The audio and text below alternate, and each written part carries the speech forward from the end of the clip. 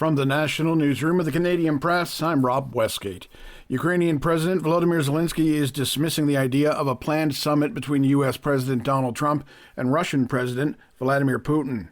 In a Saturday morning statement, Zelensky said Ukraine's territorial integrity, enshrined in the Constitution, must be non-negotiable. He also emphasized that lasting peace must include Ukraine's voice at the table.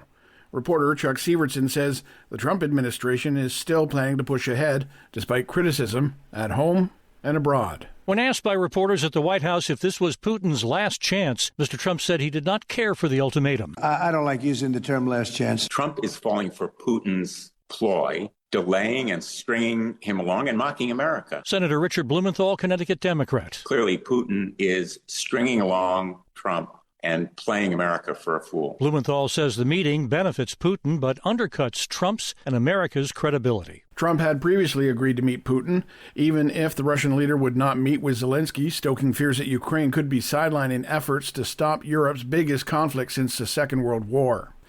Back home now, where a climate adaptation expert says this wildfire season shows the need for Canada to be better prepared for more intense wildfire seasons down the road.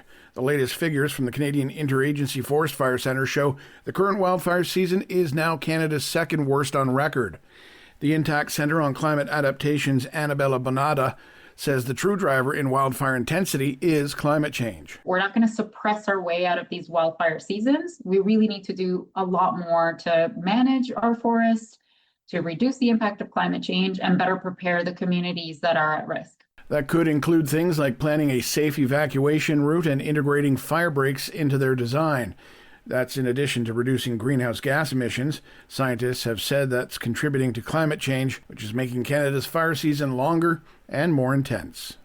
Out east now, where more help is on the way for firefighters in Newfoundland and Labrador battling several wildfires there. Premier John Hogan says 2 water bombers from Quebec are scheduled to arrive today and 2 more are due tomorrow. The province, like much of Atlantic Canada, has been experiencing tinder-dry conditions. Hogan says he is troubled and frustrated by some people's reckless behavior in lighting fires. He says violating the province's fire ban could now cost you up to $150,000 in fines. And finally, sweltering temperatures are in store this weekend for most parts of Ontario. Environment Canada says a multi-day heat event is expected to bring the humidex up as high as 40 degrees Celsius. Now, the steamy weather will likely stretch from Windsor in the south all the way up to Thunder Bay in the province's northwest. The weather agency is advising the public to watch for signs of heat exhaustion, including headache, nausea, and dizziness. This is the Canadian Press. In sports, starting off in the CFL, former Montreal starting quarterback Cody Fajardo and the Edmonton Elks rallied late in the fourth quarter to stun the Alouettes 23-22. Making his first start against Montreal since being traded, Fajardo was 27 for 38, throwing for 289 yards and a pair of touchdowns. However, he was sacked 5 times.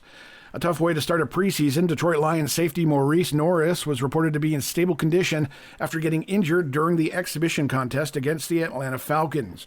He had to be attended to for about 20 minutes on the field before being taken off in an ambulance. The Lions led 17-10 when play was stopped, and both teams let the remaining time on the clock run down.